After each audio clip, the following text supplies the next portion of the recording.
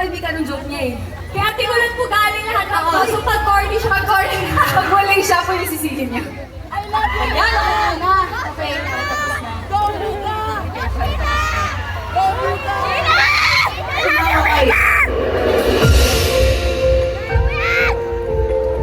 Rika, I love you!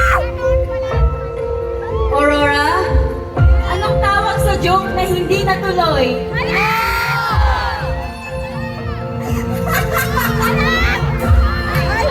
Ano ang tawag sa isda na laging basa? Ano hito? Hito ako!